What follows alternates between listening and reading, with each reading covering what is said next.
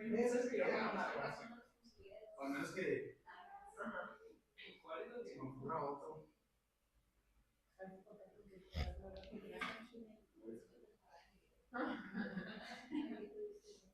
Caín, preséntate. Ay,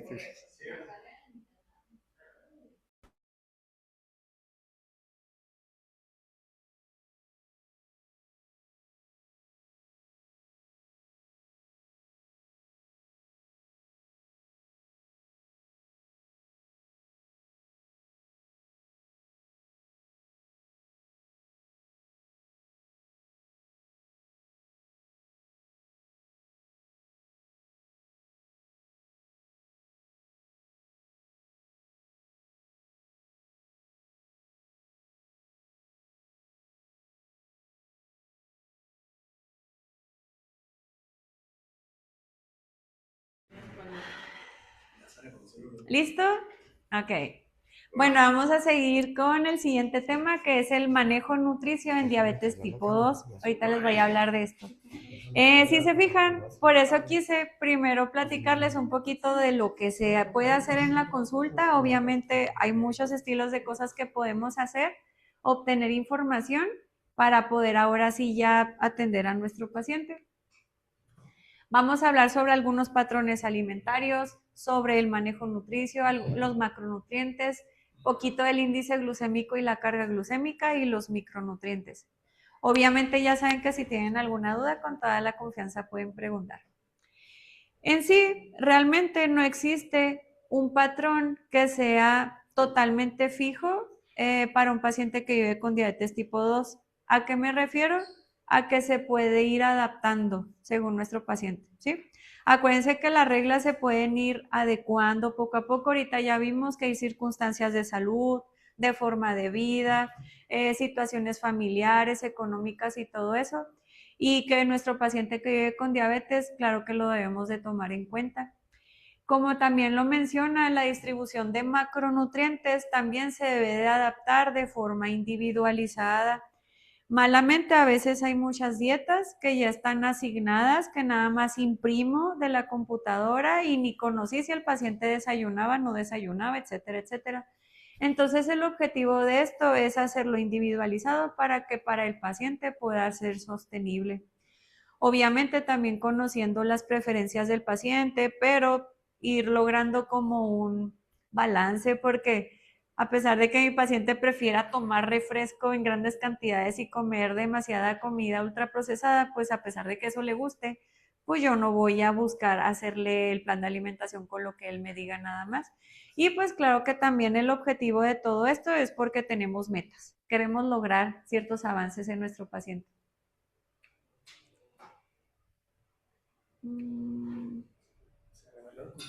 Se reveló, sí es cierto, el control. Mm, no me deja avanzar. Sí.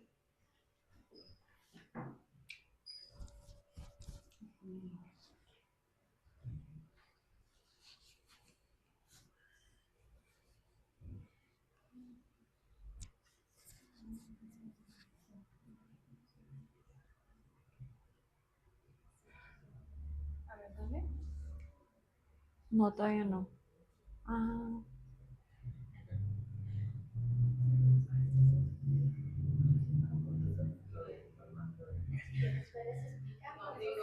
ok. Bueno, hablando de todo esto, ustedes, ¿qué tipos de patrones de alimentación conocen o han escuchado o han hecho? Patrones de alimentación me puedo referir a tipos de dietas que tienen.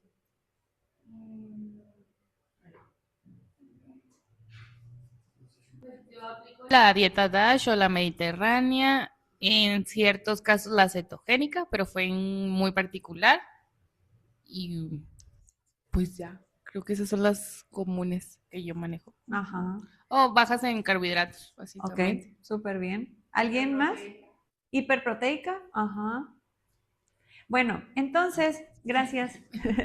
Entonces, si se fijan, hablando de patrones alimentarios, pues existen muchos estilos de patrones alimentarios, pero a pesar de que existan muchos, pues claro que no todos se van a adaptar a todos los tipos de pacientes.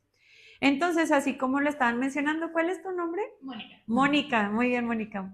Entonces, como lo estaba mencionando Mónica y dijo varios de ellos, podemos encontrar dentro de los pacientes que viven con diabetes algunas de las dietas que más se llegan a utilizar. Ahí está. Gracias. Thank you. Entonces, algunos de los patrones de alimentación que se llegan a utilizar en nuestros pacientes que viven con diabetes puede ser la dieta tipo DASH, la dieta mediterránea, como ya lo explicó, de hecho dijo toda súper bien, una dieta baja en carbohidratos, pero claro que también a veces te llegan pacientes que viven con diabetes, pero que ellos quieren realizar un estilo de alimentación vegetariana o vegana, entonces claro que podemos tratar de sostener cierto estilo de alimentación, obviamente con un balance. De hecho, por ejemplo, a mí particularmente me toca atender a una paciente que es bien linda, le echa muchísimas ganas a su plan de alimentación. Ella no vive con diabetes, pero ella hace muchísimo ejercicio. Y el estilo de alimentación, cuando ella llegó a la consulta, me dijo, Misha, yo quiero seguir manteniendo mi estilo de alimentación vegetariana.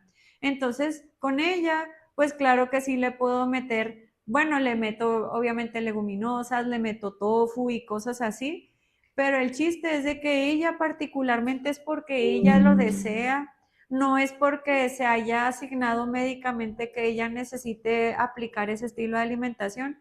Entonces, si se fijan ahí, es también en ciertos casos respetar algunas de las preferencias alimentarias que el paciente tenga, si tú las puedes solventar con otro estilo de alimentos. Ese es el chiste. Entonces, bueno, algunos de los patrones alimentarios que se ha demostrado que tienen más beneficios a nivel de hemoglobina glucosilada es la dieta mediterránea, así como Mónica lo estaba mencionando, y una dieta baja en carbohidratos. Pero existen unas dietas que se les menciona que son dietas muy bajas en carbohidratos. Las dietas muy bajas en carbohidratos son las que la cantidad de carbohidrato que tú le proporcionas al paciente es menos del 26% de lo que come en su totalidad. ¿Qué es lo que sucede? Pues bueno, a corto plazo claro que tienen buen resultado, pero en algunos pacientes resulta ser muy poco sostenible ese estilo de alimentación. ¿Por qué? Porque si es menos del 26%, pues puede ser que muchas de las fuentes de alimentación que nosotros consumamos, puede hacer que no sea pan, pero carbohidratos a través de las leguminosas o las frutas, o etcétera, etcétera, pues puede ser restricciones que el paciente necesite hacer. ¿Para qué? Para poder consumir el aporte que aquí te marca. El objetivo también es conocer que realmente las calorías no están definidas para cada persona. Cada persona tiene un requerimiento calórico diferente. Sencillamente nosotros mismos cada día podemos gastar una diferente calidad de calorías. ¿Por qué? Porque puede ser que ustedes y yo sí hagamos ejercicio, pero hoy no hayamos hecho. ¿Por qué? Porque estamos aquí, ¿verdad? Puede ser que ustedes hagan, no sé, que corran 10 kilómetros a las 5 de la mañana, de lunes a viernes, pero pues tal vez el sábado no lo hacen porque vienen al diplomado. Entonces ya su gasto calórico ya se modificó.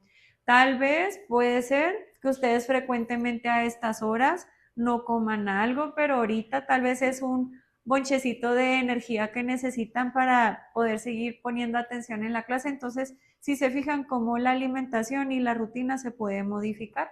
Entonces, si en ustedes existe un cambio y en mí también, pues por lo tanto podemos ir identificando que no existe un porcentaje ideal de calorías, pero que tampoco existe algo totalmente ideal de carbohidratos, proteínas y grasas que se van a basar solamente en todos los pacientes que viven con diabetes. Ahorita les voy a explicar según algunas organizaciones cuáles son los porcentajes que nos recomiendan.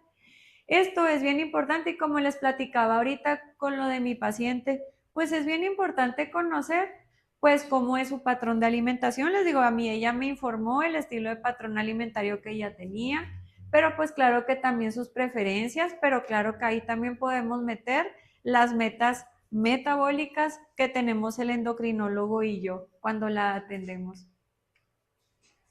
Dentro de las características más comunes que debemos de buscar en una persona que vive con diabetes, ¿cómo debe ser su alimentación? Claro que puede comer frutas, nada más que si se puede, de preferencia que sean frutas enteras. Si se fijan siempre, pues como que se sataniza el uso de las frutas, pero depende de la fruta, cómo te la estás comiendo. Obviamente incluir el consumo de verduras, si son frutas, si se puede la mayor parte del tiempo, frutas de bajo índice glucémico, eventualmente podrán ser de otro nivel de índice glucémico. Las leguminosas, obviamente, los cereales integrales, las oleaginosas y los lácteos bajos en grasa. Ahorita existe un término que en México ya se está utilizando más y pues los que son nutriólogas lo conocerán un poquito más, que es la dieta de la milpa. Que si se fijan, la dieta de la milpa que te habla que claro que la alimentación puede ser sostenible para un mexicano, incluyendo cereales, y si se combinan con leguminosas le pueden dar una alimentación de alto valor biológico a ese paciente y que pueda ser sostenible. Porque pues claro que puede ser diferente la forma en la que nos alimentamos aquí en la ciudad de Chihuahua a las personas que viven en la sierra de Chiapas o de Oaxaca, ¿verdad? Entonces, bueno, también, ¿qué es lo que se debe de tratar de hacer? Si se puede que las proteínas animales que consumamos o que consuma nuestro paciente sean bajas en grasa, tratar de evitar o de reducir el uso de bebidas azucaradas. Ustedes, por ejemplo, sean nutriólogos o no, si un paciente les dice que se toma 3 litros de coca al día, ¿qué es lo que ustedes le recomendarían a ese paciente? ¿Que lo deje totalmente o que empiece a hacer cambios que sean sostenibles para él? Como psicólogos, a ver, alguien, a ver los chicos que están en línea, no sé, ustedes también qué opinen. Sí, hacer cambios sostenibles, ¿verdad? Obviamente, si le digo que de la noche a la mañana deje consumir esos 3 litros de refresco, así de cajón, pues no va a ser sostenible, como mencionas.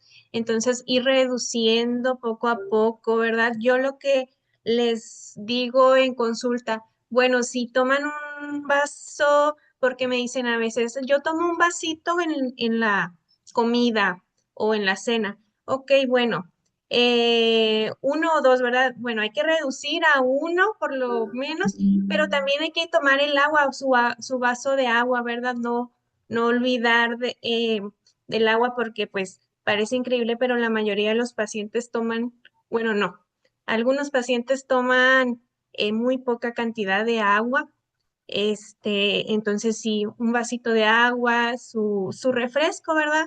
No quitarlo o así de inmediato, pero mejor hacer cambios que pueda sostener. Exactamente, muchas gracias. Entonces, si se fijan, pues bueno, cada quien vamos a ver la manera en la cual podemos atender a nuestro paciente. Creo que el aspecto psicológico influye muchísimo. A ver, adelante, acá te presto esto. Ah, bueno, ahí está, mira. Sí, como en terapia se puede tomar el método de reducción de daños y se utiliza mucho cuando se habla de consumo de sustancias nocivas para la salud.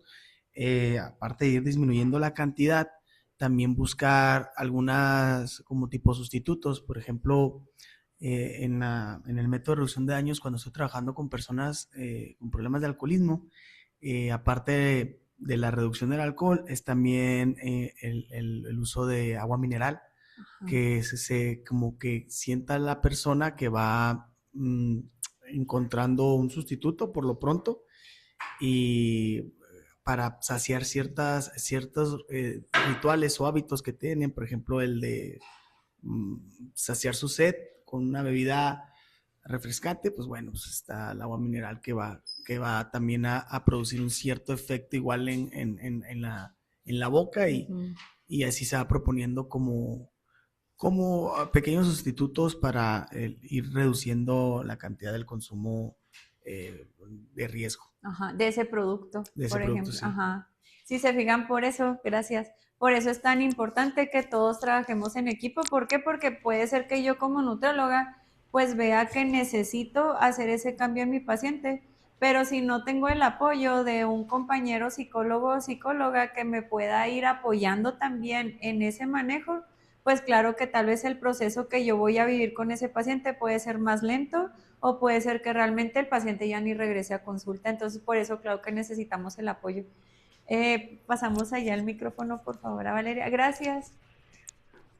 ¿Cuál es tu nombre? Karim. Ah, Karim. Muy bien, Karim. Sí, pues también un comentario que va de la mano con lo que mencionaban ahorita en línea.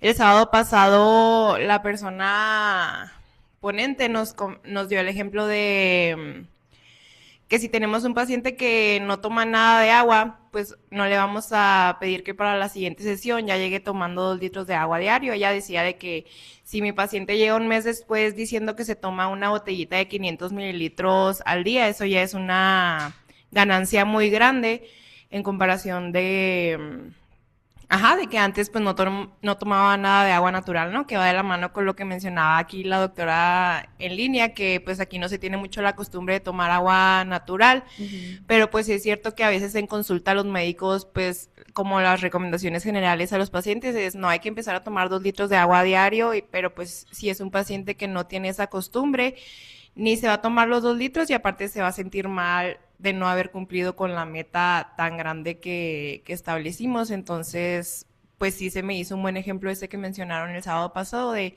500 mililitros. Obviamente no es la meta final, pero es un gran avance para la situación en la que empezó el paciente. Claro. Gracias, Valeria.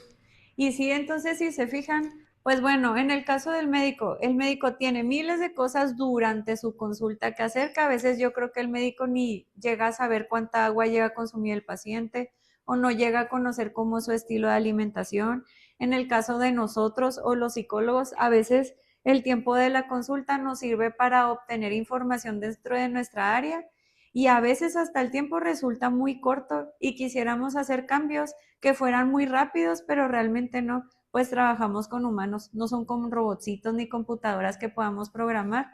Entonces, pues también yo creo que depende mucho de la personalidad del individuo al que estamos atendiendo, de su fuerza de voluntad, de si antes ya ha tenido un proceso de atención de terapia psicológica. Hay miles de cosas que conocer si el paciente ya hizo cambios o si el paciente apenas llega a como el primer contacto en tratar de hacer modificaciones en su estado de alimentación. Entonces, si se fijan, pues para el paciente que lo puede evitar el consumo del refresco, pues qué maravilla, pero para los pacientes que es sumamente difícil, pues bueno, el motivarlo a que vaya haciendo algo de forma progresiva, pero que pueda ser sostenible. Y también, así como puede hacer el refresco, pues también lo podemos ir modificando, porque bueno, obviamente las personas le tienen un temor infernal a los panes, a las harinas refinadas y a los alimentos ultraprocesados, pero irles haciendo comprender de que si se puede que ya no sea parte de su día a día, obviamente va a cumplir años alguien o ese paciente y tal vez el estilo de alimentación de ese día va a variar poquito y no se debe sentir culpable, sino más bien ser consciente de lo que puedes hacer. Dentro de la atención o el manejo nutricional en un paciente que vive con diabetes, una de las cosas importantes que se busca, obviamente si el paciente tiene sobrepeso u obesidad, es tratar de ir logrando una disminución de peso de forma progresiva. Pero ahorita ya hemos dicho mucho de la palabra sostenible, ¿sí? No estamos hablando de que el paciente baje 10 kilos en un mes, sino algo que sea saludable. Anteriormente estuvimos viendo sobre composición corporal, entonces pues ya sabemos que lo que buscamos es que sea más bien pérdida de grasa corporal y un mantenimiento si se pone incremento de masa muscular.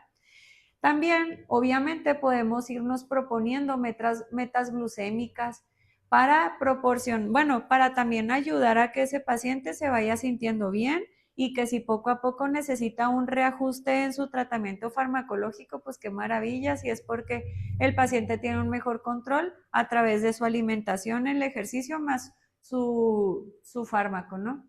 Y como ahorita lo estaba mencionando Mónica, pues claro que es uno de los patrones que más se llegan a implementar son la dieta mediterránea, la dieta baja en carbohidratos o la dieta DASH. Los patrones alimentarios, como ahorita les mencionaba nuevamente, deben de ser sostenibles. ¿Por qué? Porque a pesar de que el salmón sea un alimento súper buenísimo, ¿cuántas personas pueden costear el salmón? Que si, por ejemplo, la mantequilla de ghee es una mantequilla que tal vez puede ser buena, pues si el paciente no tiene membresía de Costco, pues no la va a comprar. o va a batallar para conseguirla. Entonces el chiste es de que debemos de ser realistas con los pacientes que estamos atendiendo. Claro que podemos escucharlos y conocer según sus gustos y qué cosas sí son saludables dentro de los que ellos consumen y cuáles realmente se salen hasta del aspecto económico de nuestro paciente o de accesibilidad, porque es diferente los alimentos que venden aquí a los que venden en Delicias. Son diferentes los alimentos que venden en Mioki o en los pueblitos que están por Mioki a los que venden en Delicias y mucho más en Chihuahua. Entonces, a pesar de que estamos en un estado, es un estado grande, y a pesar de que estamos cerquita, pues las opciones de alimentos a veces sí varían poquito o hasta los precios. Y pues bueno, el manejo nutricional en sí, que es el ejercicio de obtener información para realizar una evaluación y medición de diferentes variables de nuestro paciente, donde ahorita ya vimos que eran datos clínicos, antropométricos, bioquímicos, dietéticos, que nos van a ayudar a conocer cómo es el estado de nutrición de nuestro paciente. El manejo nutricio en sí, pues, ¿qué es lo que va a tratar de proporcionarnos de información?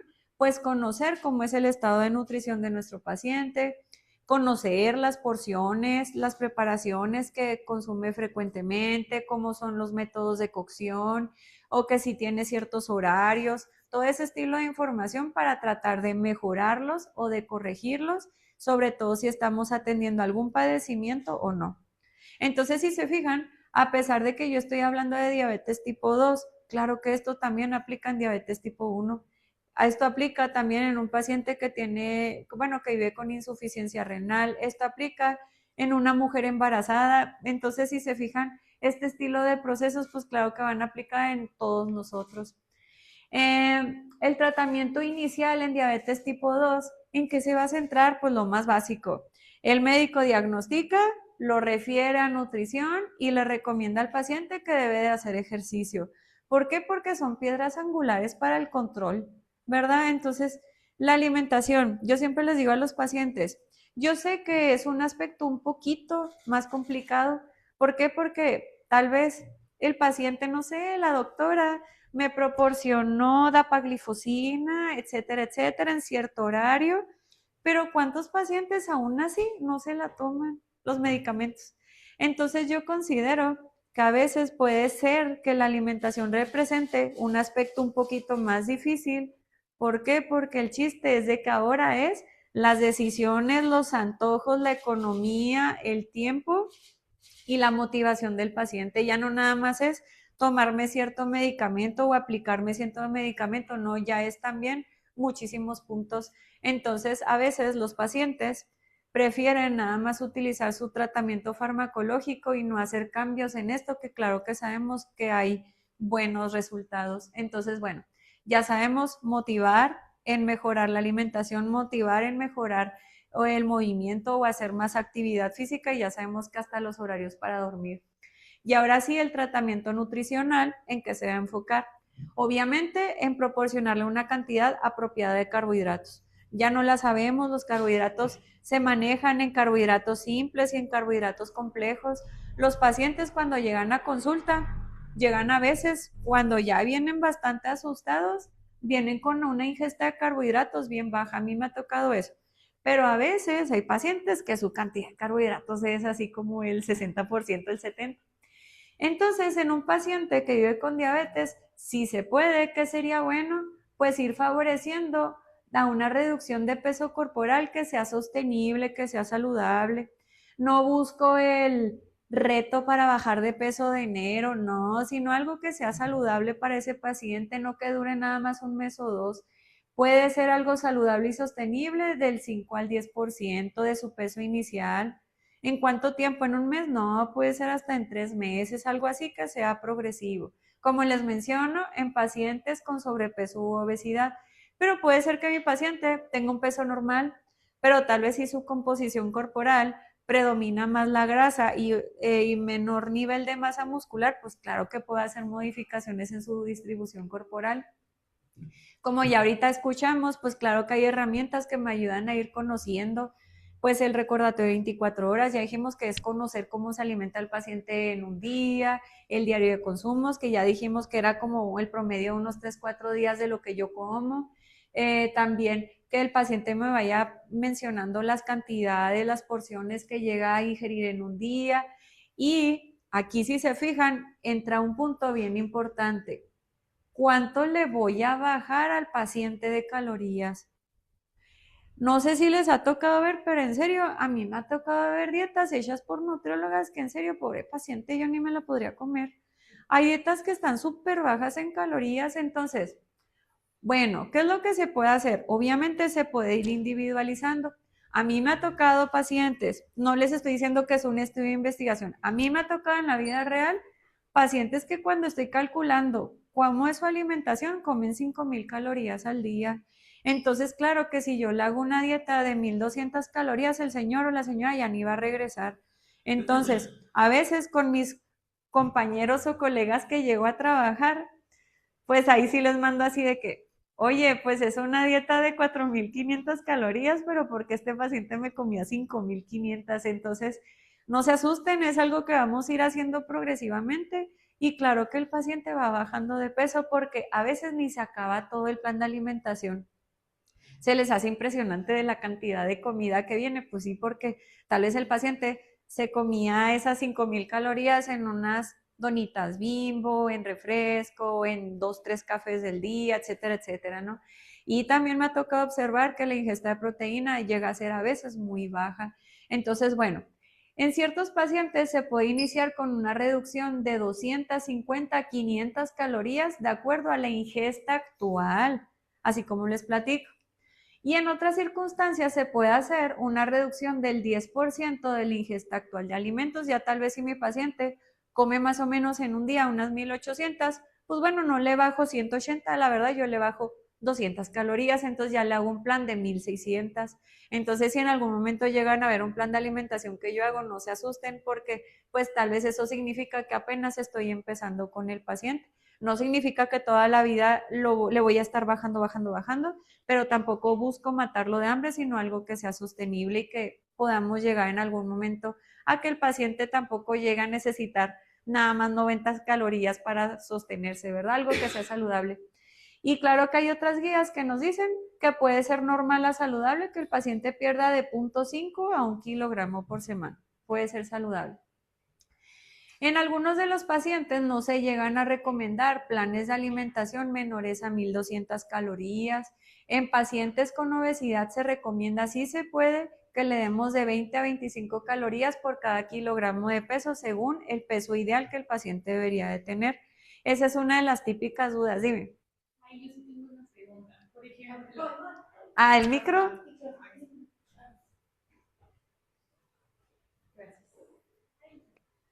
perdón, por ejemplo, yo estoy en controversia. ¿Qué es lo ideal? ¿Usar el peso ideal o el peso ajustado?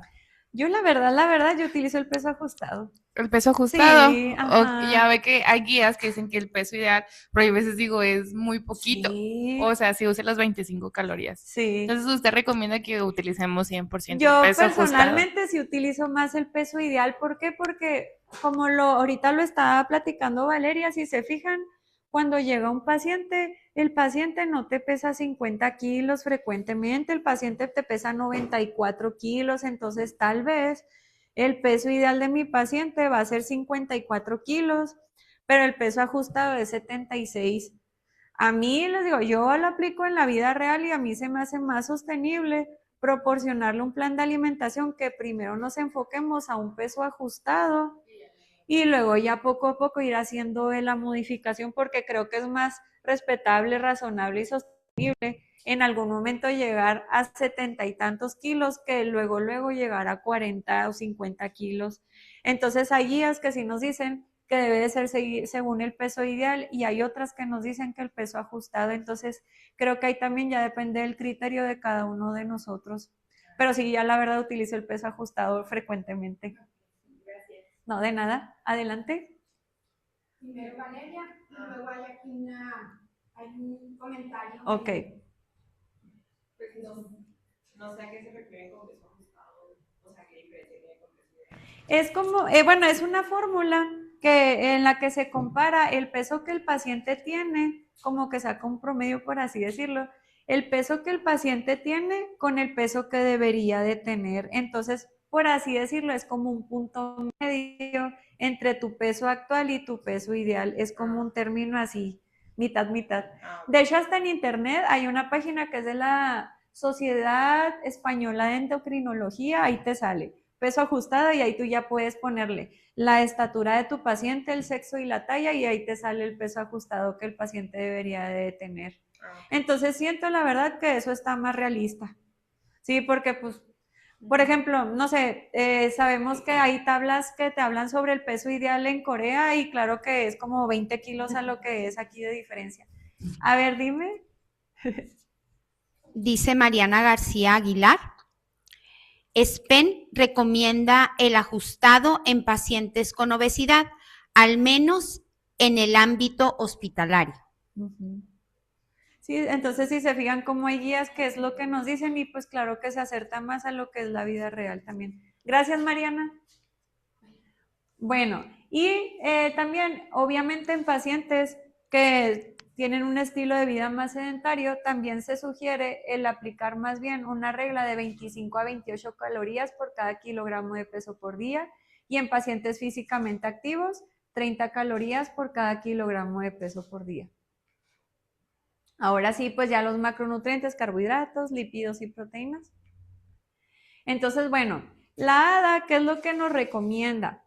Que podemos utilizar el conteo de carbohidratos, si se fijan eso predominantemente más es en pacientes que viven con diabetes tipo 1, pero claro que en nuestros pacientes podemos ir implementando también, pacientes que viven con diabetes tipo 1 o tipo 2, el intercambio de alimentos. ¿Por qué? Porque ya vamos saliendo poco a poco de la idea en la que el nutriólogo te dice hoy qué debes de comer, que por ejemplo hoy fue una rebanada de pan de masa madre con un huevo con un cuarto de pieza de aguacate. No, pues ahora está padre el ir educando a nuestro paciente de cómo puede intercambiar ese huevo por otra proteína, cómo puede intercambiar el aguacate por otro estilo de grasa, etcétera, etcétera.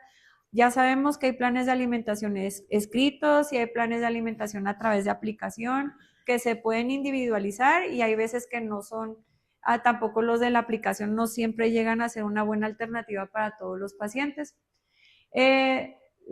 Bueno, se recomienda, ok, este va a ser apenas un punto, pero luego les voy a explicar un poquito más de los porcentajes. Se recomienda, de ser posible, menos del 55% de los hidratos de carbono o incluso un consumo mínimo de 130 gramos de hidratos de carbono por día. Se debe tomar en cuenta la manera en la que se está procesando o elaborando el alimento, su cocción y también el índice glucémico y la carga glucémica. Hablando de carbohidratos, se recomienda que se dé 14 gramos de fibra por cada 1000 calorías por día, eso es lo que se recomienda. Y la FDA sí aprueba el uso de algunos edulcorantes. ¿Ustedes qué opinan sobre los edulcorantes? A ver. Pues yo creo que todo en exceso es malo y también aplica con los edulcorantes. Sí son una muy buena alternativa para el control glicémico y todo, pero pues sí conozco pacientes que abusan. Y ahí pues ya empiezan los problemas porque pues sí hay estudios sobre sus... Ay, ¿cuál es lo contrario de beneficios? Sus riesgos, ajá. Sí, pues sí hay estudios con evidencia de que en exceso pues sí pueden llegar a causar ciertos riesgos a la salud, pero pues sí, todo en exceso es malo, eso es lo que yo diría. Es como lo que ahorita decíamos del refresco, ¿no? Entonces, bueno, cada persona es diferente, pero si nuestro paciente llegaba, a ver, ¿le están opinando algo también? A ver, ahorita seguimos con esto. Quiero hacer una aportación. Es que el otro día me metí así a investigar y estaba leyendo que el refresco, en sí la Coca-Cola. Ya sé, ¿verdad? ¿Cómo? Digo, al cabo que pues esto no sale en público. Una Coca-Cola de 600 mililitros, el cuerpo llega a tardar en desechar todo lo que contiene la Coca-Cola hasta 16 horas, 600 mililitros, hasta 16 horas. Que decía, no es nada más el líquido, porque el líquido es lo primero que se desecha, pero todos los ingredientes que contiene la Coca-Cola, el cuerpo en total puede llegar hasta 16 horas. Ahorita por lo que estás diciendo de los edulcorantes, hasta 16 horas en eliminarlo. Eso fue lo que me salió ahí entre todo lo que estuve buscando y luego le pregunté a ChatGPT y sí me dijo más o menos ese tiempo. O sea, me confirmó ese tiempo. Entonces, pues imagínate si 600 mililitros tardamos en desechar eso, gente que toma 3 litros de coca, pues cuánto tiempo tarda. Y lo que decía Valeria, yo estoy a favor, sí, no me acuerdo, creo que fue en el diplomado pasado, creo que fue Perla Hernández, espero que no me vaya a estar oyendo, y si no, que no lo tome, que ella está en contra, sí, siempre en contra de los edulcorantes, pero no me acuerdo si fue Perla o fue Miguel, que decían que hay un máximo de cantidad de edulcorantes que se pueden consumir al día, y creo que son 40 sobres, creo que de edulcorantes. Y es que va dependiendo del edulcorante, ¿no? De edulcorante, sí, pero creo que había escuchado yo que 40 sobres era como que el tope máximo de sobrecitos de Splenda. O sea, pues ¿qué tanto es? Creo que son 5 gramos, ¿no? O sea, entonces, realmente sí es una cantidad grande. Si te pones a ver que si son 5 gramos, pues si son 40, pues sí es una cantidad bastante grande para ser edulcorante. Entonces, que eso es como al día lo que tienes que consumir. Entonces, pues hay gente que no los consume al día, pero hay gente que exagera al consumir edulcorantes, ¿no? Entonces, yo sí estoy a favor, pero bien dice Valeria, todo con moderación. Justo era lo que, bueno, ¿Alguien más? No sé aquí hay una aportación de Luisa Sofía Martínez, dice, ¿qué tal todos? Yo un día investigué e hice una publicación, de hecho ahí la está poniendo, por si a alguien le interesa, y no sé si la pueda... Si se puede ver más grande. Ahí se puede ver. ¿Sí se puede ver? Ahí está. Y... Igual si tiene el link que lo pueda compartir para que la gente pueda acceder a la liga. A ver, ahí sí la pueden está, ver. 33 sobres. Ahí se ve mejor. Y ahorita la descargamos, Valeria, y la comparto también en el WhatsApp. Y le pedimos al doctor Lenin que la ponga en la plataforma. ¿Te parece? Muchas gracias, Luisa Sofía. Disculpen, pero no puedo prender el micrófono. No te preocupes, aquí nosotros te leemos. Muchas gracias. Pero aquí la descargamos y la compartimos. Entonces dice, para llegar a los límites de ingesta diaria aceptable pesando 60 kilos, tendrías que... Bueno, ahorita ahí... Ay, perdón. No hay problema. Listo, ya. ¿La pones en grande, por favor? Otra vez, perdón. Ándale, gracias. Ahí la abro otra vez. Ahí se ve. Tendrías que consumir al día 15 latas de Coca-Cola cero de 355 mililitros, que son más de 5 litros, o 33 sobres de Splenda. No te digo esto para que tu dieta se base en estos productos, pero por un sobre de Splenda con tu cafecito o lata de Coca cero no te va a pasar nada.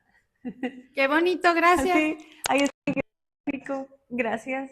Entonces, ahí como volvíamos a lo mismo de la alimentación de tal vez los pacientes en general, que si nuestro paciente se toma 3 litros de coca, pues qué maravilla para los pacientes que puede ser fácil quitarlo, ¿verdad? O que tienen muchísima fuerza de voluntad o que han ido a un proceso terapéutico donde se les ha enseñado cómo tener alternativas para hacer cambios grandes. Pero claro que si el paciente no puede con eso, pues puede ser una alternativa sostenible que vaya haciendo cambios de forma progresiva, ¿verdad? Hasta yo creo que nosotros mismos, yo creo que todos tratamos de hacer cambios. Y justo una vez hablando con un nefrólogo, esto luego lo vamos a hablar de cosas de nefrología, pues claro que la alimentación, si se puede, en un paciente nefrópata, igual en todos nosotros, yo creo, debería de ser menos basada en alimentos ultraprocesados. Entonces, qué maravilla si todos empezáramos a hacer cambios, que tiene que fuera de poquito en poquito, que a pesar de que me pueda tomar 33 sobres de Splenda al día, pues cada quien que empecemos a hacer cambios que vayan siendo significativos y que nos ayuden, ¿verdad? Entonces, ya para ver, sí. terminar lo que dice Luisa Sofía, dice, según los datos de la FDA, ese es un screenshot, tuve que revisar varias etiquetas y hacer muchas reglas de 3. Órale, súper bien. Esa infografía que nos Ándale. hizo, que nos compartió. Muchas gracias. Gracias. Y pues bueno, ahora sí la distribución de proteínas. Esto es nada más en pacientes que viven con diabetes, ya si el paciente presenta nefropatía es diferente. Bueno, la ingesta de proteínas, como en todo, debe ser individualizada.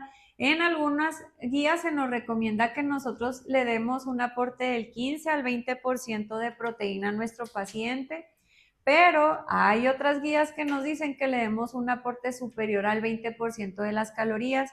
¿Y en qué va a favorecer eso? En darle un incremento en la saciedad al paciente, pero como les digo, en función renal ya es otro rollo, ¿verdad? Se recomienda siempre incluir también el consumo de proteínas de origen vegetal. Ya se la saben, como ahorita ya le estamos dando más difusión a la dieta de la milpa, claro que es una alternativa muy saludable y pues aquí tenemos alternativas de proteínas, que aquí está una de las que mencionaba ahorita, que es súper buenísima, pero pues a veces muchos pacientes no la pueden costear. Entonces yo creo que hay que ser realistas, siempre. En el caso de las grasas, como también anteriormente lo mencionaba, pues el aporte debe de ser individualizado, el porcentaje también sugerido puede ir variando. Algunas guías nos dicen que del 25 al 30% de lo que el paciente consume, pero siempre tomar en cuenta qué tipo de calidad de grasa es la que le estás proporcionando al paciente. Y si se puede, menos del 7% del total de lo que el paciente come, que sea de grasas saturadas, y la ingesta de grasas trans, que sea de preferencia al mínimo. Aquí puse un ejemplito de algunas de las grasas más recomendadas en los pacientes. Y hablando de lípidos, en el caso del colesterol, pues se maneja una sugerencia que sea menos de 200 miligramos por día. Si se puede, se recomendaría que el paciente consumiera unas 2 veces a la semana pescado. Igual, esto es en pacientes con diabetes tipo 1 y diabetes tipo 2. Se recomienda el estilo de dieta mediterránea, que sea rica en grasas monoinsaturadas, ya que se ha demostrado que favorece el control glucémico y también en el perfil de lípidos. Y como ahorita lo mencionaba, si se puede disminuir el consumo de alimentos que sean ricos en grasas saturadas, pues para obviamente favorecer la disminución en el riesgo cardiovascular. Esta es una de las tablitas que ahorita les mencionaba. Ahorita yo les dije porcentajes, pero pues cada asociación o organización va decidiendo sus propios criterios.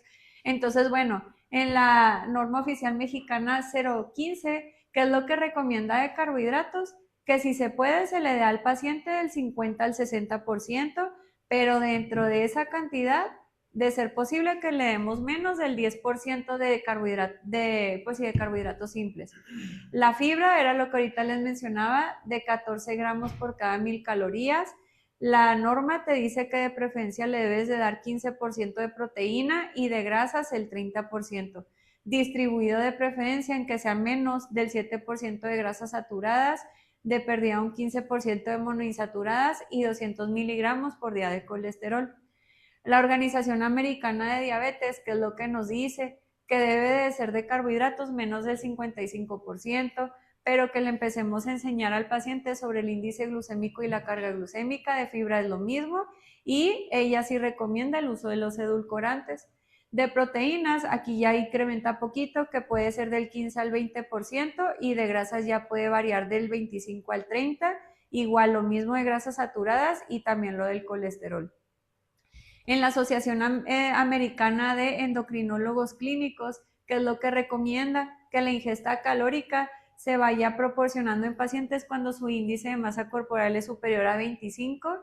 De carbohidratos tienen como que un espectro ya más grande, marca que puede ser desde 45 hasta el 65%, disminuir el uso de alimentos con alto índice glucémico, pero ahorita vamos a ver algo que se contrapone un poquito a eso. Las proteínas, que pueden variar desde el 15 al 35%, y las grasas del 25 al 35%.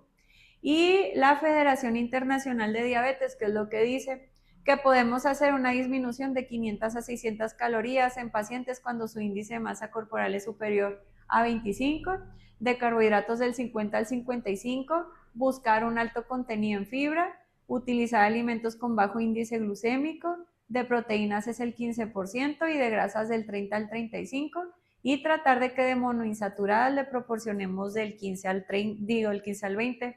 Si se fijan, ahí ya viene como que un resumen de lo que nos dicen las principales organizaciones. A ver. Una pregunta. Con la mano en la computadora. Ok. ¿Sí me escucho? Ah, sí, la doctora Perla Payán. Ajá. ¿Sí me escucho? Ay, otra vez. A ver.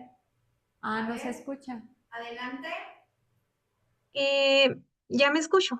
Otra vez no se escucha. Y no le he movido nada aquí. Es que está. A ver, adelante. Listo, ahora sí. No se escucha. Espérame, es que es la computadora.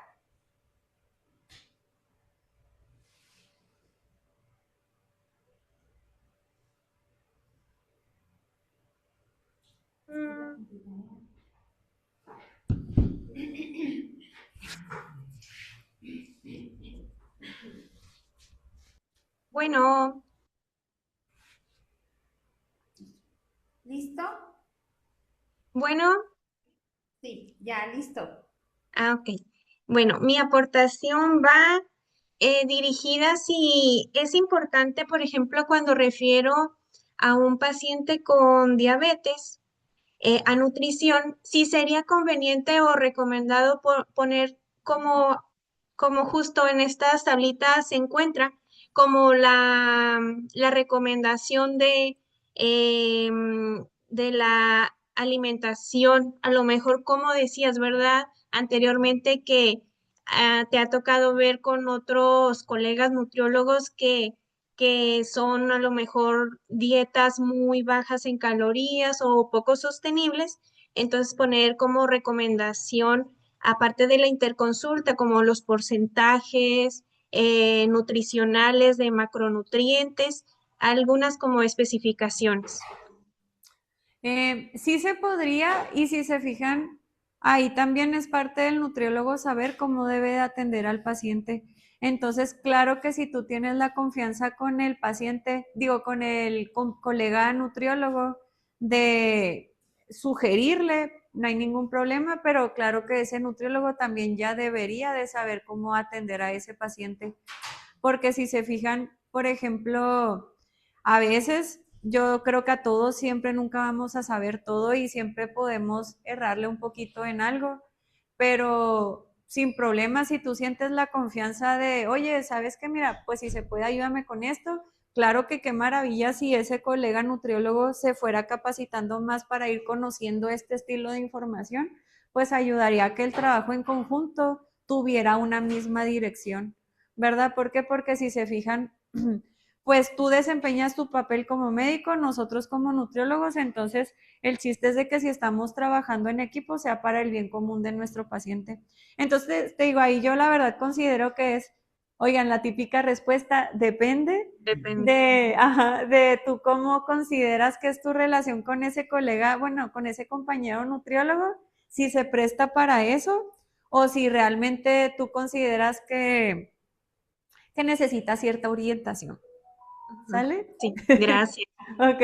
De hecho, por ejemplo, ¿qué es lo que sucede también ahorita? Así como estamos platicando de las guías, pues claro que ahorita también nos estamos enfocando, como ahorita estuve mencionando, en la cantidad de proteína, de darle el aporte suficiente al paciente. Entonces, así como Perla lo está preguntando, también ese nutriólogo debería de hacer una indagación durante las herramientas que estuve platicando sobre los alimentos, porciones, conteo y todo eso, para ver si ese paciente sí está cubriendo parte de las necesidades que se llegan a marcar, no sé, en los estatutos de proteína por día y todo eso. Listo, Valeria, dime. Ay, por ejemplo, yo tengo una duda. En la proteína, creo que ya habían tocado este tema en el módulo médico de la proteína vegetal, pues que diluye en agua o en leche o así. Ajá. Esa se incluye en las dietas cuando el paciente no puede llegar a su aporte de proteína, o sea, en pollo, pescado, carne o así, o si es recomendable como incluirla de inicio en la dieta. No sé si se me explico. O sea, si Sí. son recomendadas desde un principio o si ya son una alternativa en caso de que no se llegue al aporte o que no los pueda consumir o así. Sería ahí más bien, según primer punto, conocer, como ahorita está platicando, ahorita vimos sobre individualizar. Entonces, primero, tienes que conocer si el paciente desayuna, si el paciente no desayuna, qué es lo que se come, si el paciente está utilizando un tratamiento para favorecer su regulación del apetito, saciedad y todo eso. Ahorita ya sabemos todos los medicamentos que están apoyándonos. Entonces, yo creo que ahí más bien es conocer la estructura o el patrón alimentario que el paciente tiene. Si de acuerdo a esa estructura o patrón alimentario el paciente no alcanza a llegar a su aporte de proteínas, es cuando pudieras tú hacer uso de un batido o algo así para complementar su alimentación. Pero claro que hay pacientes que solamente a través de su plan de alimentación bien estructurado, sin proteínas, sin barritas de proteína, sin papitas de proteína y todo eso, el paciente lo puede llevar a cabo. Entonces, ahí creo que sí es muy individual. ¿Por qué? Porque hay personas que no desayunan y que nada se toman un café en el día, entonces pudiera ser una alternativa de que ahí tú le dieras un aporte de proteína a través de un licuado, que sería más balanceado a solamente un café que pudiera estar muy rico en azúcar. Entonces, pues, por ejemplo, en mi caso, yo sí llego a utilizar proteína en los pacientes, pero la verdad no en todos. Así como le decimos, no te puedo decir si puede ser el 50%, no, porque es más bien de acuerdo a la información que el paciente me va proporcionando, de acuerdo a los cálculos, a la cantidad que a mí me sale que él consume en el día de calorías, de proteína y todo eso, y ya yo evalúo si sí se lo podría incluir o no es necesario. Pero está súper bien esa pregunta porque si se fijan, la mayor parte de las personas que toman proteínas se la toman porque así lo decían, no porque esté indicado en un plan de alimentación. Es nada más porque se les antojó. Ajá. Últimamente también está un poquito de moda. Sí, sí, exacto. Por eso preguntaba, o sea, de que Sí. me empieza a tomar mis proteínas. Porque el coach te dice que debes de tomártelo y porque te lo debes de tomar, luego terminando de hacer el entrenamiento de fuerza, pero pues no, claro que eso se puede sostener con una alimentación saludable y estructurada para cada uno de nosotros. Quiero que ahí toques un tema muy importante. Qué bueno que tocas el tema del coach. Y quiero que lo recalques bien, bien, bien. Los coaches no son nutriólogos, ¿verdad? Salvo los que sean nutriólogos Y coach. y coach, Ajá. que tengan su título de nutriólogos. Mientras tanto, zapatero a tus zapatos, ¿verdad? Claro. Como los psicólogos al consultorio en psicología y los médicos a la atención terapéutica en el Claro. área de la medicina. Claro. Es que es muy común ver en el área deportiva que te ponen el ejercicio, las rutinas y te dicen, te voy a poner tu rutina junto con la dieta. Y la gente se deja llevar, y lo dijo ahorita bien acertadamente Valeria, es que está de moda que el entrenador te ponga y tómate esto, y tómate esto, y tómate esto. O cómete esto y cómete esto, cuando pues a lo mejor no es tan a lo mejor es práctica, porque a mí me dijo, porque lo vi en TikTok, pero no lo han estudiado. Entonces, sí quería que tú lo comentaras, tú que eres experta en el tema del área de nutrición y que aparte estás ahorita dando el tema y que lo tocaron, es ese punto porque creo que vale mucho la pena recalcarlo de el tema de la nutrición por algo se estudia y el que hace el área del ejercicio, que ya lo tendremos al final del módulo de ejercicio, y va a venir alguien que es fitness y que es experta en el área de ejercicio, pero creo que ahorita vale la pena que se recalque ese tema y que ya que se tocó, porque es muy común que pacientes con diabetes que empiezan a ver resultados, les empiezan a meter y a meter y a meter y a veces les hacen más mal, exacto, ya lo dijiste tú. Yo no quería ser un poquito más prudente, pero a veces les hacen más mal. O sin saber, pacientes que a lo mejor pudieran bajar subir más su masa muscular, pues no lo están logrando porque en realidad lo que están comiendo pues no les está ayudando. Exacto. Y si se fijan, no, a ti, gracias por tu aportación. Si se fijan, toda esta mañana nos hemos puesto, o bueno, me he puesto a hablar sobre todo lo que tenemos que hacer. ¿Para qué? Para conocer el requerimiento de un paciente, para poderle hacer su plan de alimentación, para poderle asignar la cantidad de proteína. Entonces, realmente no es algo que se toma a la ligera y no, yo como ahorita les mencioné, yo no estoy para nada en contra de un complemento nutricional que pueda dar un aporte de proteína, porque hay pacientes que sí se llega a requerir, pero no es algo que es como que, bueno, aquí está tu plan de alimentación y si tú quieres échate 3 scoops de proteína. No, es algo que ya está contemplado en el plan. Y como ahorita lo estás mencionando, todo el trabajo que hacemos, cada uno de nosotros en el tipo de área que trabajamos, no se centra nada más en una recomendación que conseguimos por internet o algo así, no, sino en años de estudios, de práctica y obviamente de ciencia que estamos tratando de difundirla a través de nuestro trabajo con nuestros pacientes. Entonces, ahorita sí es cierto, dijiste que está de moda y la verdad sí es cierto. Vemos papas o palomitas que traen proteína, vemos batidos de proteína, vemos barritas, entonces, pues dime. Bueno, ya que estamos indagando en el tema de proteínas, ¿usted cómo le hace para decirle a su paciente? Porque, por ejemplo, todo lo que son barritas, yogures inclusive, traen cierto tipo de edulcorantes que son contraproducentes en pacientes con diabetes, ¿no? Que yo sé que es una opción muy viable si mi paciente tiene un estilo de vida en el que no tiene tiempo, o sea, de hacerse un snack, lo que sea, ¿no? Entonces ahí, por ejemplo, ¿usted cómo se lo explica? Porque a mí me importa más el consumo de fibra de mi paciente con diabetes que la proteína, o sea, si somos un poquito honestos, porque la proteína es más fácil llegar al requerimiento, pero la fibra, por alguna extraña razón, nunca logro que mis pacientes consuman sus 30 gramos de fibra al día.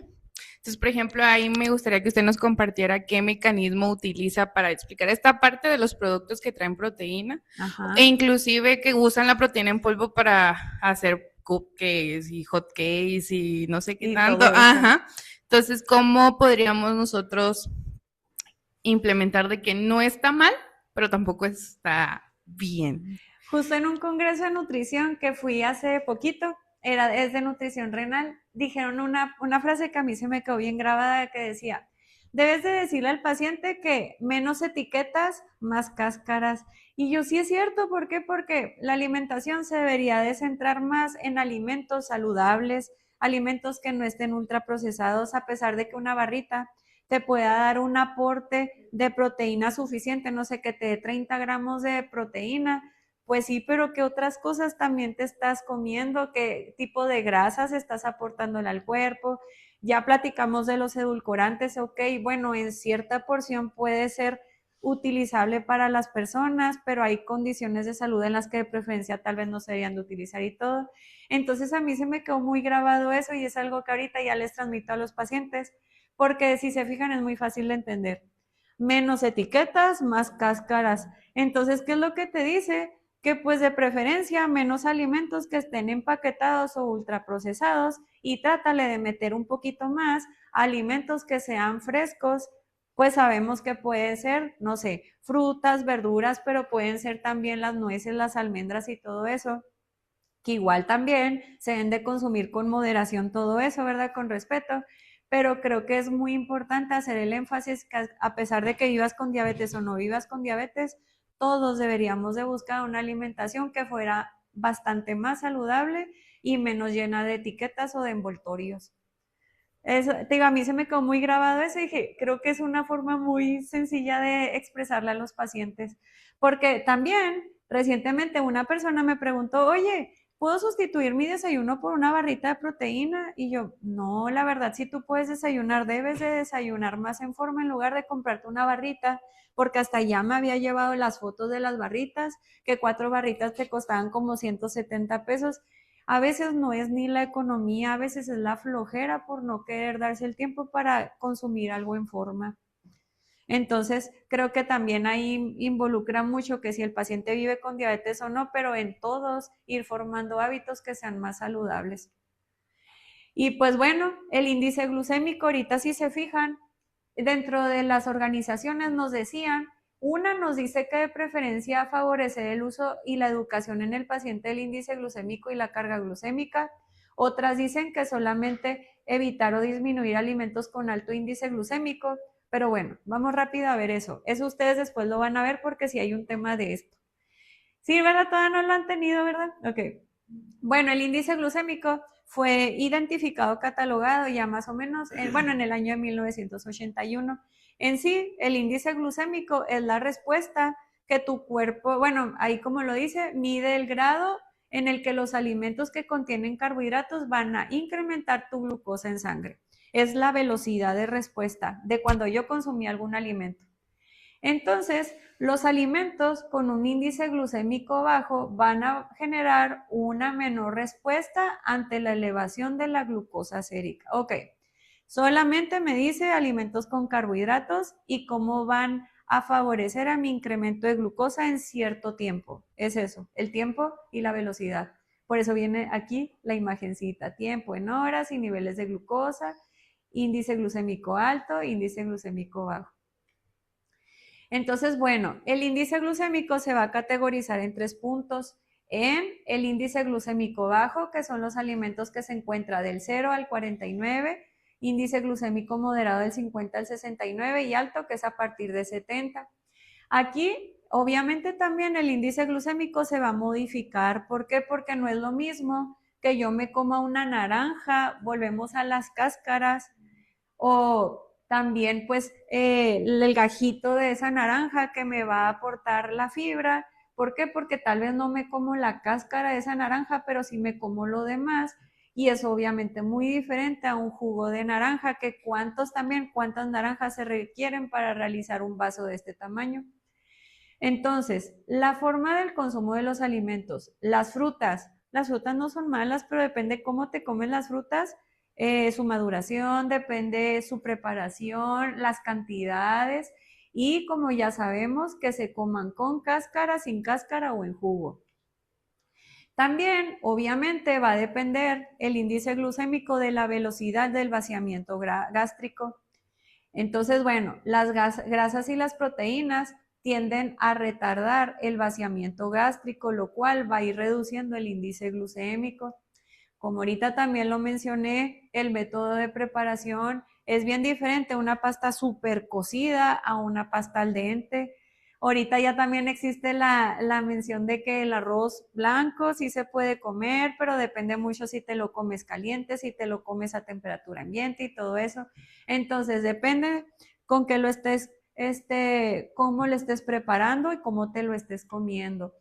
Pero claro que aquí, esta imagen a mí me gusta mucho porque es el pobre mismo plátano que como lo satanizan, pero depende mucho su conformación nutricional según su estado de maduración o también el tiempo que haya estado almacenado el alimento. Entonces, bueno, aquí claro que sí llega a suceder, pero por ejemplo allá de donde yo soy, claro que las sandías poco a poco empiezan a ser como que las más deliciosas del mundo. ¿Por qué? Porque es temporada de sandías y de melones. Pero ¿dónde dejan la sandía en la noche? Si hace mucho daño. Claro, ¿por qué? Porque... Con leche y más. Y porque el plátano también a partir de las 10 de la noche te engorda más o tiene más carbohidratos. Ya ven que hubo muchos mitos y memes de eso. Un plato de menudo. Ajá, ese no. te pasa nada. Exactamente, ajá. Entonces, bueno, hay que acordarnos de esa maduración y del tiempo en el que tenemos almacenado el alimento. ¿Por qué? Porque aquí estamos viendo la maduración como es un proceso normal y obviamente la composición nutricional del alimento va variando. Entonces ya sabemos que si un alimento se prepara en jugo o si un puré, claro que va a tener un índice glucémico más alto que la fruta sencilla o curiosamente que si una papa está horneada nada más. Otra cosa que también va a influir en el índice glucémico es el pH de los alimentos. Entonces, ¿yo cómo lo puedo modificar? Es entonces incluirle limón o también el vinagre a los alimentos. Eso puede favorecer a que el alimento pueda ir proporcionando un índice glucémico que sea más bajo, ¿sí? Entonces, bueno, ahorita estoy hablando nada más del índice glucémico. Bueno, aquí hay una pequeña clasificación de los alimentos según su índice glucémico. Si se fijan, marca como altos, obviamente, al azúcar, que es la forma en la que se comparó todo, la miel, las mermeladas, el arroz blanco, las frutas deshidratadas, de índice glucémico mediano, como el plátano, el arroz integral, la avena, etcétera, etcétera, y el índice glucémico bajo, como frutos secos, algunos lácteos, el kiwi, la manzana, etcétera, etcétera. Ahora sí, la carga glucémica. Ahorita si se fijan, la carga glucémica nada más se mencionó acá está, ajá, en la ADA. Y si se fijan, realmente es más importante la carga glucémica. No porque el índice glucémico no sea importante, sino porque la carga glucémica, ¿de qué te habla? De que cuando tú te comes un alimento, no nada más te comes carbohidratos. A veces lo más común es que te comas un platillo que contenga diferentes estilos de alimentos, que si es la comida a mediodía y yo me serví un plato de carne con brócoli, champiñones y arroz y frijoles o aguacate, yo estoy comiendo carbohidratos, estoy comiendo proteínas y estoy comiendo grasa. Entonces la carga glucémica de eso te habla del conjunto de todo, ¿sí? Porque muchas de las veces, a pesar de que comas azúcar o comamos azúcar, pues no nada más te comes el azúcar así a cucharadas, te la comes con otra cosa. Entonces, aquí como se menciona, la mayoría de los alimentos no están conformados por un solo nutriente. Y claro que el índice glucémico se va a ver influenciado por diversos factores. Este va a comparar de mejor manera los efectos realmente metabólicos de los alimentos en nuestro cuerpo y va a cuantificar el impacto sobre la glucemia, pero ahora sí de una porción habitual. Ahora sí hablamos de porciones. Entonces, bueno, la carga glucémica, ¿cómo se va a sacar? Se va a sacar multiplicando el índice glucémico del alimento por los gramos de carbohidratos que tiene ese alimento y lo divides entre 100. Y de ahí ya te va a salir si es un alimento con una carga glucémica alta, si es un alimento con una carga glucémica media o si es un alimento con una carga glucémica baja. ¿Por qué? Porque pues cuando como tortillas, me como las tortillas o con queso, con frijoles o con carne y no me como nada más la tortilla sola, ¿verdad? Frecuentemente. Bueno, no sé ustedes, así soy yo. Un alimento puede tener un índice glucémico alto, pero ¿qué es lo que puede suceder? Tal vez la cantidad que se consume del alimento puede ser que no tenga tanta incidencia sobre los niveles de glucemia, entonces ahí ya empieza, como les digo, a meterte sobre las porciones que tú consumes. Algunos alimentos, curiosamente, esta es otra tablita sobre la carga glucémica, que se marca que es alta cuando supera el nivel 20, media de 11 a 19 y baja que es menor de 10. Entonces, curiosamente, aquí el índice, la carga glucémica, te marca que, bueno, las palomitas, la tortilla de harina, las alubias cocidas, los frijoles, las verduras, la manzana, la fresa, el mango, el kiwi, llegan a ser bajos. Hay alimentos que se consideran que su carga glucémica es media, que puede ser la avena cruda, pero si se fijan ya cuando la empiezas a cocinar, qué curioso, ¿verdad? Pero ya cuando la empiezas a cocinar la avena, pues tal vez te haces unos hot cakes y les pones huevito, les pones poquita leche o les pones mantequilla, entonces ya empieza a variar muchísimo sobre todo eso, lo de la carga glucémica. Y pues bueno, en sí, el índice glucémico te mide la cantidad solamente del carbohidrato. La carga glucémica te mide la calidad más la cantidad. El índice glucémico ya está fijo según el alimento y la carga glucémica va a variar según la porción del alimento. El índice glucémico no considera cuánto comes, la carga glucémica sí considera cuánto es lo que comes. El índice glucémico te sirve para comparar alimentos y la carga glucémica es más útil para medir el impacto real en tus niveles de glucemia. Entonces, los dos son muy importantes, uno requiere del otro, pero en la vida real, pues lo que más va a influir es tú cómo te comes el alimento, en qué preparación, qué porciones y en qué combinación. Ya casi terminó, para que no se me duerman. Metí algunos micronutrientes.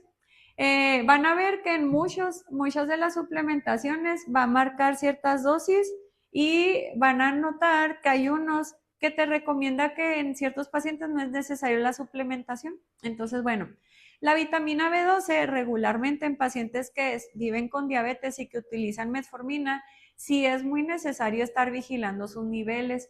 ¿Para qué? Sobre todo para prevenir anemia y también la neuropatía periférica.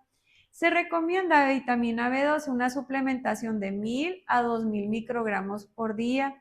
Y aquí de todas maneras les puse la ingesta diaria recomendada de vitamina B12, que es de 2.4 microgramos por día en personas mayores de 14 años, 2.6 microgramos por día en mujeres embarazadas y 2.8 microgramos por día en mujeres que están proporcionando lactancia. La vitamina C, curiosamente, la ADA no recomienda la suplementación diaria de vitamina C. ¿Por qué? Porque todavía faltan muchos estudios que te avalen sobre una evidencia ya contundente de que es necesario que tú lo estés suplementando en el paciente y sobre todo porque hay preocupaciones en su seguridad a largo plazo. Algunos estudios emergentes que nos pueden decir como que mientras de primera instancia que puede favorecer a un control glucémico y también en un control en la presión arterial. Y lo que se recomienda que consumamos es al menos de 122 a 166 miligramos por día de vitamina C. ¿Tienen alguna duda hasta ahorita? ¿No?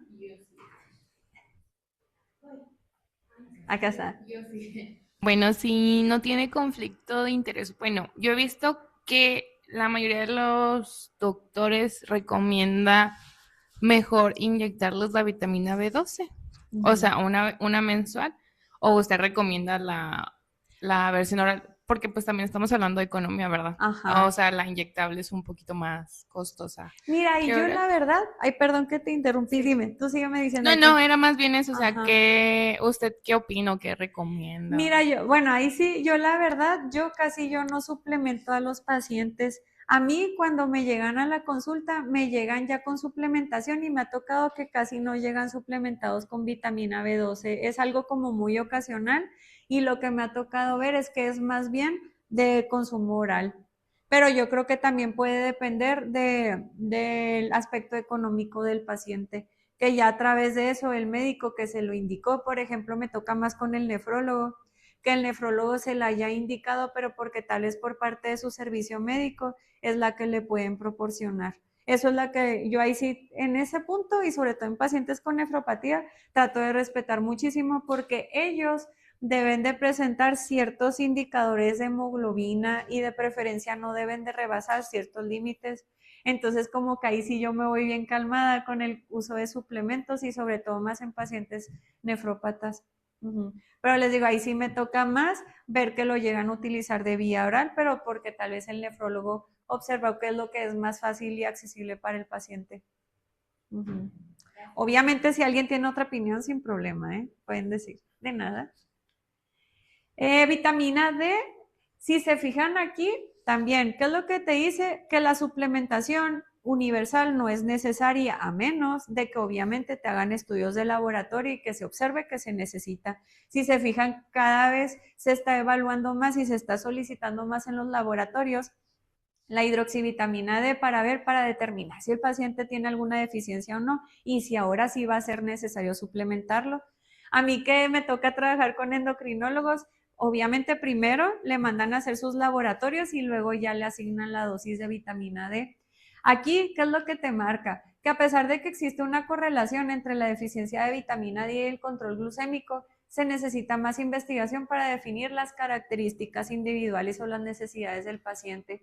Indicadores clínicos, dosis apropiadas de suplementación que podría beneficiar en pacientes que viven con diabetes.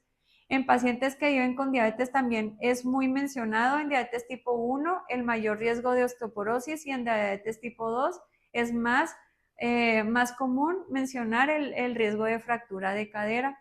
Y lo que se recomienda en pacientes que viven con diabetes de suplementación de vitamina D es de 3.500 a 4.000 unidades internacionales por día. Obviamente, pues ahí sí ya va variando, ¿verdad? De micronutrientes, tampoco existe una ingesta diaria recomendada específica para los pacientes que viven con diabetes. Entonces, ¿qué es lo que se recomienda de vitamina E? Que sea lo mismo a un paciente que presenta otro estilo de condición de salud. Lo que se sugiere es que la ingesta diaria recomendada en personas menores de 14 años sea de 15 miligramos por día, en mujeres embarazadas igual, pero en mujeres en lactancia que sean que sean 19 miligramos por día. En el calcio, ¿qué es lo que nos sugiere la ADA? Sugiere que los pacientes que viven con diabetes puedan recibir una dosis adecuada de calcio, pero si se fijan, también de vitamina D y de proteína. Entonces, claro que también ahí podemos proporcionarlo a través de la alimentación. Si se fijan, aquí puse algunas fuentes alimentarias. ¿Para qué? Para prevenir el riesgo de la osteoporosis y las fracturas. Si se fijan aquí, la cantidad que se sugiere, ahí se me fue, es de 1.000 miligramos por día. Ahí disculpen el pequeño error. Pero pues igual, obviamente también es algo que se puede individualizar según los pacientes. En el magnesio, que es un mineral que ahorita está súper de moda. ¿Por qué? Porque, bueno, ahorita les enseño. El magnesio sabemos que es un mineral que está súper de moda. ¿Por qué? Porque lo puedes comprar muy fácilmente, porque hay mucha información que te menciona que es súper bueno y todo. Pues bueno, en sí no existe una dosis específica para personas que viven con diabetes, entonces igual es una dosis como para la población en general. Su deficiencia se ha relacionado con una resistencia a la insulina y con intolerancia a los carbohidratos o dislipidemia. En pacientes que viven con diabetes, sí está bien suplementarlos o proporcionarles la cantidad suficiente de magnesio porque son muy propensos a presentar deficiencias de este mineral. Entonces, esto se puede evaluar dentro de del tratamiento nutricional o de la encuesta, la entrevista y todo eso, si sería necesario suplementarlo. Y una suplementación sería apropiada que sea de 360 a 500 miligramos por día, al menos durante 4 meses. Eso es lo que se recomendaría.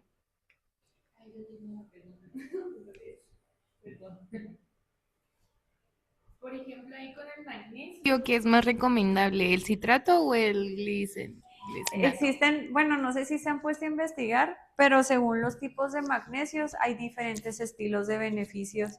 Que por ejemplo, uno te favorece a que tu descanso sea más pleno, otro que favorece a que, por ejemplo, tu digestión sea más apropiada, hay otros que favorecen en el aspecto neurológico. Entonces realmente ahí sí ya sería evaluar para qué tipo de requerir, qué es lo que tú necesitarías. A mí lo que más me ha tocado son pacientes que utilizan citrato de magnesio para favorecer su descanso pleno. ¿Por qué? Porque tal vez su descanso no llega a ser tan profundo y sabemos que no es un medicamento que te va a generar, ¿cómo se puede decir?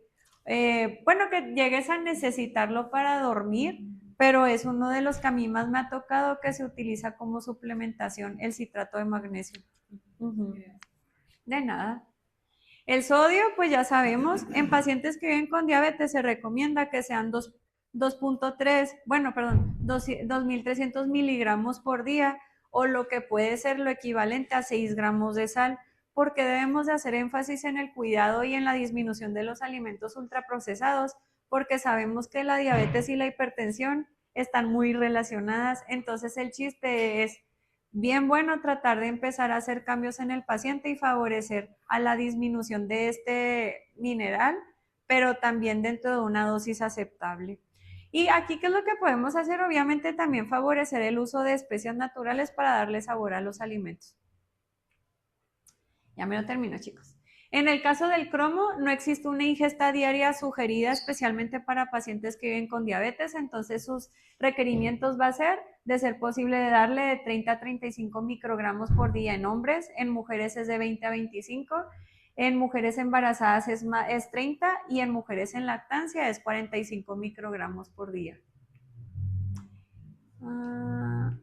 En el caso del cobre es igual que el cromo, no existe una dosis específica en pacientes que viven con diabetes y la ingesta diaria recomendada en mujeres y hombres es de que sea de 0.9 miligramos por día, 1 miligramo en el caso de mujeres embarazadas, 1.3 en mujeres en lactancia y se menciona como límite superior máximo tolerable 10 miligramos por día de cobre. El selenio, en este caso, ahorita todavía su suplementación está de forma controversial y no está recomendada todavía de forma rutinaria. La deficiencia de selenio es rara, bueno, se presenta raramente en pacientes con diabetes, pero se ha llegado a mencionar que favorece a un incremento en el estrés oxidativo. Entonces, en algunas circunstancias, su suplementación sí puede ser sugerida o justificable. En el caso, hay algunas guías que nos marcan que la ingesta diaria recomendada que es de 30 a 40 miligramos por día, pero hay algunas circunstancias en las que se ha utilizado que hasta los pacientes puedan utilizar 400 microgramos. Y pues bueno, en el caso del hierro,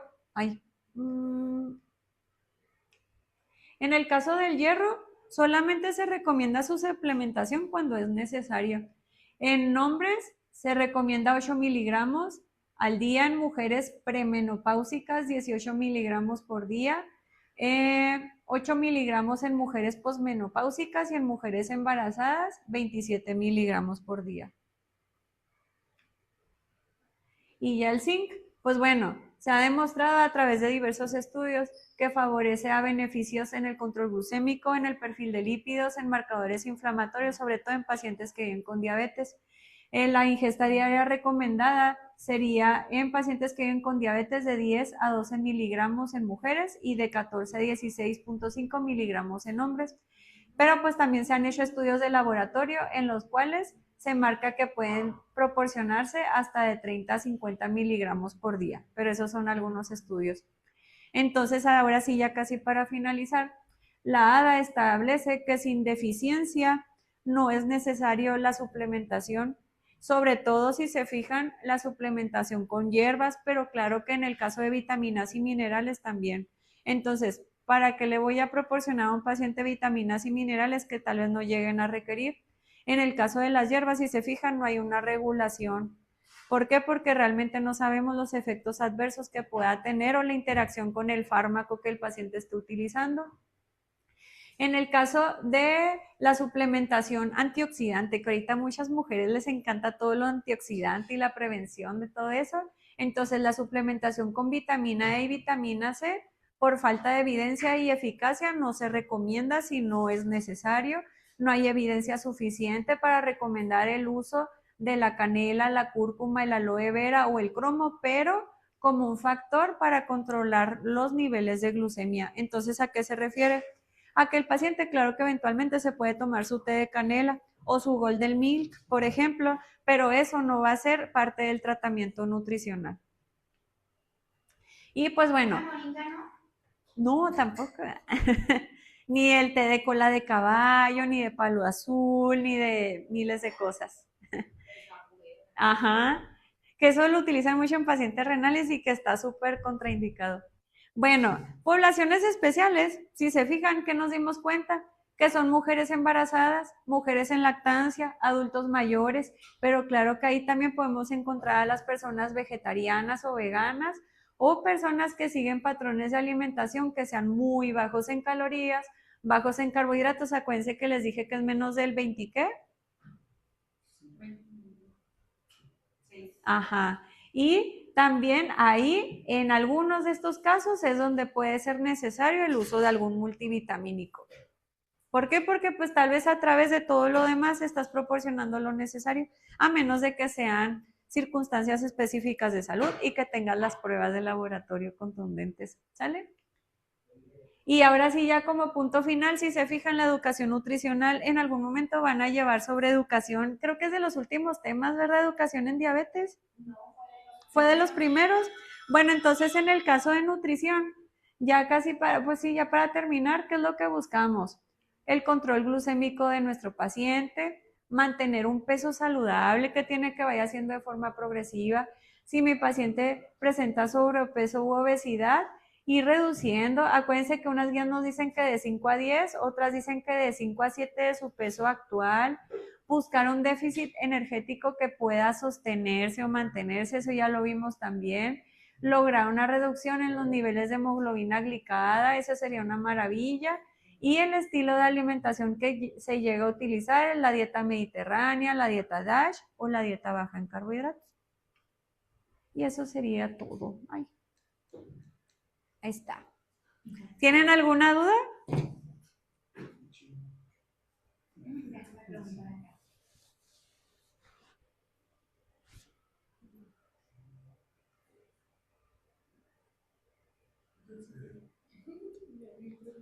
Ay, ¿qué tiene? Todas las que necesites. Bueno, de todos modos, aunque no tenga evidencia, por ejemplo, la canela, el cúrcuma, si a mi paciente, por ejemplo, le gustan los tés o ponerle para sazonar sus alimentos, no hay ningún problema, ¿verdad? En ese ámbito. Sí se puede, el chiste es como lo que ahorita mencionábamos, claro que se puede utilizar eventualmente, pero no, por ejemplo, hablando del té de canela, que no sea el sustituto al consumo de agua natural a lo largo del día. Entonces, claro que entendemos y respetamos que eventualmente el paciente se le antoje tomarse un tecito de canela, pero a lo largo del día se toma otros 2 litros de agua, puede ser una alternativa, o si eventualmente le quiere echar cúrcuma, es un ejemplo, a su pollo o a su arroz porque va a ser una paella o algo así, o paprika, no sé, claro que se puede utilizar como una alternativa para dar sazón a los alimentos, pero porque si te fijas, las porciones que el paciente consume son moderadas y no su alimentación está basada solamente en eso. Sí. Ajá. Si se fijan ahorita como Florencia dijo lo de la moringa, ¿cuántas personas no nos ha tocado escuchar que no se toman la metformina o sus tratamientos que el médico les ha asignado? ¿Por qué? Porque piensan que las pastillas de moringa o la moringa como tal les va a controlar los niveles de glucemia. Entonces, no es de que estemos en contra de los tratamientos naturistas, pero pues estamos basándonos en ciencia. Entonces, ¿qué es lo que debemos de fomentar? Obviamente el uso del tratamiento farmacológico como se debe hacer, el tratamiento nutricional. ¿Por qué? Porque realmente no hay una regulación en cuanto a productos naturistas, ¿verdad? Y como ahorita yo lo mencioné, no sabemos la interacción fármaco con el producto que te estás consumiendo. ¿Por qué? Porque si se fijan, a veces hasta los tarahumaras te tocan en la puerta de tu casa y te venden tés, pero ¿cómo vas a saber si realmente es laurel o hierba anís o lo que sea? Entonces, pueden ser muchas cosas y sabemos que puede haber efectos tóxicos en nuestra salud y que solamente estaríamos acelerando un daño que tal vez está iniciando. ¿Alguna otra duda u opinión? ¿Alguien más? En Zoom. ¿No? Acá. Pues el omega 3 también es como un suplemento que se ha visto en auge últimamente, pero por ejemplo ahorita lo tomaríamos como suplemento o como, o sea, lípido parte de la dieta. ¿Sí me explico? Ajá. Pues es que el omega 3 igual se puede emplear de las dos maneras porque si te fijas, a veces a los pacientes sí se les llega a suplementar con omega 3, pero porque no está contemplado como dentro de la alimentación del paciente. Si se fijan ahorita, hasta nos venden el omega 3, 6 y 9, y qué es lo que sucede, que nosotros nutrimentalmente el que no podemos, muchas de las veces a través de nuestras elecciones alimentarias o de nuestras fuentes de alimentos a las que tenemos acceso, a veces el que no alcanzamos a cubrir solamente es el omega 3.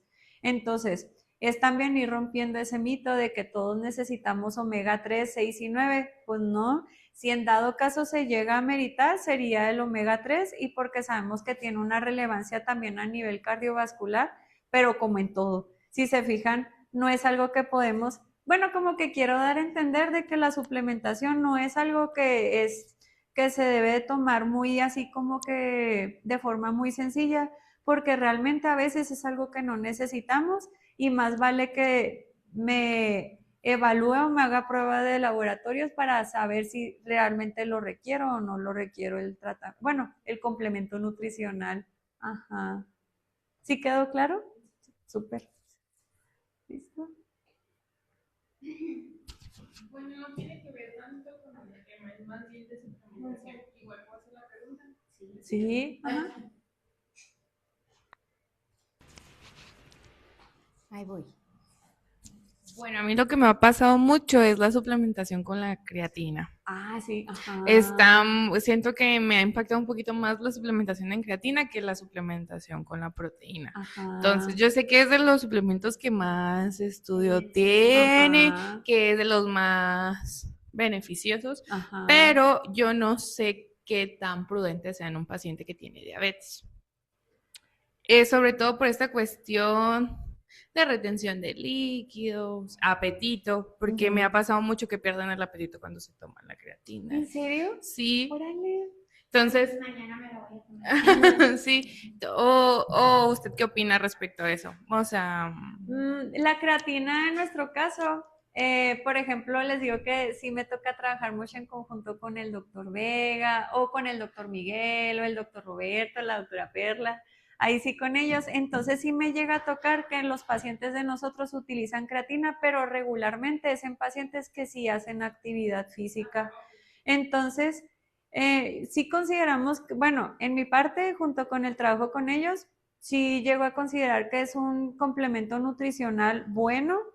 Y también, por ejemplo, como ahorita lo mencionas, a nivel de laboratorios, en el Congreso de Nutrición Renal nos explicaban de que si un paciente con enfermedad renal podía utilizar creatina o no. Entonces, bueno, en algunos de los pacientes, bueno, sobre todo en pacientes renales, no se llega a utilizar tanto la creatina porque puede en algunos de los casos generar ligeras modificaciones en algunos resultados de los laboratorios. Pero en un paciente que vive con diabetes y que está buscando modificar su estructura de alimentación, de actividad física y todo eso, con la dosis recomendada sí se puede sostener su tratamiento nutricional, y nunca me ha tocado que un paciente me mencione que se siente muy satisfecha. Una vez una paciente me platicó que ella sentía muchas ganas de orinar, pero realmente yo me puse a investigar los efectos adversos en el humano de la creatina, y claro que no genera eso de muchas ganas de orinar de primera instancia. En dosis muy elevadas, que es más o menos 8 veces la dosis recomendada, el paciente puede presentar dolor de estómago o un poquito de diarrea o dolor de cabeza, pero no se llega a asociar con ese estilo de manifestaciones que la paciente me dijo. Entonces, ahí realmente no sé si sea que ella sea como un efecto placebo de lo que ella pensaba de la creatina. No sé si en el caso de tus pacientes tenga algo que ver con eso. Bueno, yo en general no he visto que tengan efectos adversos, solo me Ajá, pasó con ella específicamente, que es mi mamá, es mi paciente más difícil, más compleja. Pero yo nada más quería saber que sí, o sea, que sí estaba 100% seguro suplementarlo. Sí, y bueno, en personas donde no se recomienda así el uso de creatina, les digo que es en pacientes que tienen enfermedad renal, no es como que algo que se deba de utilizar. O también en pacientes que tienen enfermedades cardiovasculares, hay algunos, ahorita voy a poner a investigar específicamente cuáles, como que debes de ser un poquito más prudente. No es de que Ok. esté prohibido, ¿verdad? Pero sí como que en lo que más se hacía énfasis era en pacientes renales, como que es de ser bien cauteloso. Pero en una persona que está haciendo cambios y que, por ejemplo, tal vez tu mamá es una mujer sana que busca tener un estilo de vida más saludable, sí se podría utilizar la Sí, más que creatina. nada la empecé a suplementar porque ya ella decía que sentía mucha fatiga, o sea, como que aumentó la intensidad del ejercicio. Ajá, Entonces yo dije, bueno, pues podemos darle un plus. ajá, exactamente. Pero, ajá, más que nada, los únicos efectos secundarios que he visto en otros pacientes es nada más de que les da como un tipo gastritis, el primer día, tal vez, o el segundo. Y de ahí en fuera todo normal. Ok. Pero igual nada más quería corroborar que sí Sí, que sí era un estaba bien. suplemento Ajá. adecuado. Sí, es que porque como lo mencionaste, hay mucha evidencia científica de él. Está bien interesante. Dice Perla Saraí, no sé si me escucho, pero espero hablar fuerte. Dice Perla Saraí, como comentario, creo que nos toca. Gracias. Como comentario, creo que nos toca hacer mucha labor de educación enfocado a suplir las necesidades de micronutrientes con los alimentos más que con una cápsula, ya que muchos pacientes lo solicitan directo en la consulta para muchos de sus síntomas y prefieren tomar suplementos más que ir al nutriólogo tristemente. Exactamente. O que, por ejemplo, así como médicos, ok, que puedas tener acceso a suplementar, pero que a veces aunque vayan con el nutriólogo, el paciente prefiere no comer más balanceadamente, prefiere nada más tomarse la vitamina o la cápsula y todo eso porque es más fácil. Es como lo que les platicaba de los medicamentos. Aún así hay pacientes que ni se toman el medicamento que el médico le acaba de asignar. Ahora imagínense hablando de la alimentación que representa más tiempo, dedicación y todo eso, no porque sea más importante, las dos cosas son sumamente importantes, pero tal vez para el paciente representa más esfuerzo el tratar de hacer modificaciones en su alimentación. Y si es cierto, claro que sí, las personas prefieren suplementarse a hacer modificaciones o cambios que sean saludables y sostenibles. Muchas gracias. Perfecto, más preguntas, dudas, tanto en Zoom como aquí. ¿No? Muy bien. Bueno, pues por lo pronto, el día de hoy vamos a dar por concluida la sesión de esta mañana, de este día, del día de hoy, del día 6. Daremos por concluida esta sesión. Recuerden que Michelle viene la próxima semana todavía. Si tienen alguna duda, alguna pregunta, la próxima semana se va a tratar nuevamente diabetes tipo 1. Se va a tratar pacientes con enfermedad renal crónica y nutracéuticos. Ajá, sí. Esos 3 temas vamos a tratar la próxima semana y Michelle estará teniendo ya, terminará la participación con nosotros. Entonces, cualquier duda, cualquier pregunta que tengan, pueden ya traerlas o si no, aprovecharla la próxima semana todavía.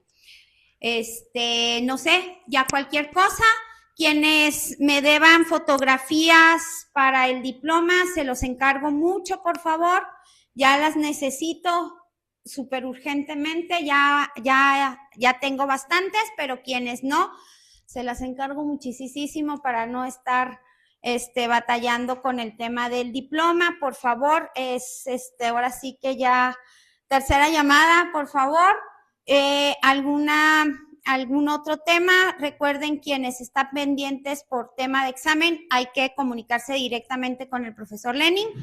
Él es el que les va a dar las indicaciones pertinentes sobre eso. Él regresará la próxima semana, ya va a estar aquí de regreso nuevamente con nosotros. Y creo que por lo pronto sería todo. Que disfruten mucho su sábado, que tengan un excelente y bendecido domingo, excelente inicio de semana. Y por lo pronto, pues, muchísimas gracias. Nos vemos el fin de semana que entra, el sábado. Bendiciones. Muchas gracias. Gracias, chicos. Muchas gracias.